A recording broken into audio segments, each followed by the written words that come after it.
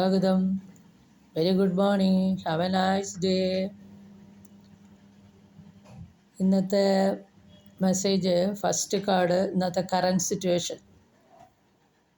അത് മിഡിൽ കാർഡാണ്. Current situation നോക്കുമ്പോൾ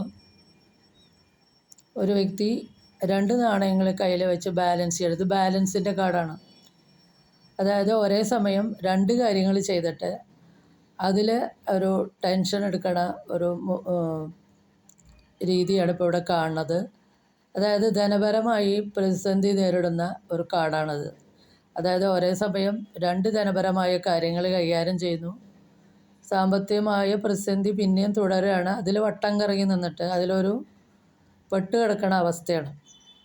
അതിൻ്റെ ടെൻഷനാണ്.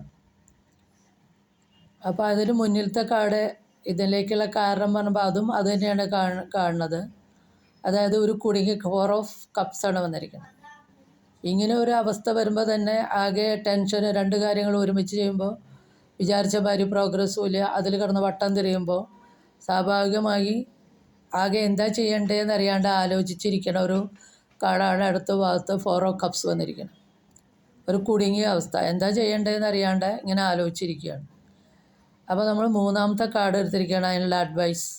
അതാണ് ക്യൂൻ ഓഫ് സോർഡ്സ്. അതായത് ഒരു വ്യക്തി ഒരു മറ്റുള്ളവർക്ക് നിർദ്ദേശം കൊടുക്കുന്നതാണ്. അത് സോഡ് ഇൻ്റലക്ച്വലിനെ സൂചിപ്പിക്കുന്നു. അപ്പോൾ ഇവിടെ അഡ്വൈസ് എന്താണ് തന്നെ വെച്ചാൽ, ഏതെങ്കിലും ഒരു കാര്യം ഒരു സമയത്ത് കോൺസെൻട്രേറ്റ് ചെയ്തിട്ട് വേണ്ട പോലെ ചെയ്യുക. അതിന് വേണ്ട ബുദ്ധി ഉപയോഗിച്ച്, തൻ്റെ ഉള്ളിലെ ശക്തിയും ബുദ്ധിയും യുക്തിയും ഉപയോഗിച്ച് ആശയവിനിമയം നടത്തി മുന്നോട്ട് പോകുക എന്നുള്ളതാണ് ഈ ക്യൂൻ ഓഫ് സോർഡ്സ് എന്നുള്ള കാർഡ് നിർദ്ദേശിക്കുന്നത്. ഒരു സമയം ഒരേ ഒരു കാര്യം ചെയ്യുക, അതിൽ കൂടുതൽ ശ്രദ്ധ കേന്ദ്രീകരിച്ച് തൻ്റെ ബുദ്ധിയും ശക്തിയും കഴിവും ഒക്കെ ഉപയോഗിച്ച് പരിചയമുള്ളവരൊക്കെ ആയിട്ട് ഇതിൽ എക്സ്പീരിയൻസ് ഉള്ള ആൾക്കാരായിട്ട് ആശയവിനിമയം നടത്തി മുന്നോട്ട് പോകുക എന്നുള്ളതാണ് ഈ ക്യൂൻ ഓഫ് സോർഡ്സ് എന്നുള്ള കാർഡിൻ്റെ നിർദ്ദേശം.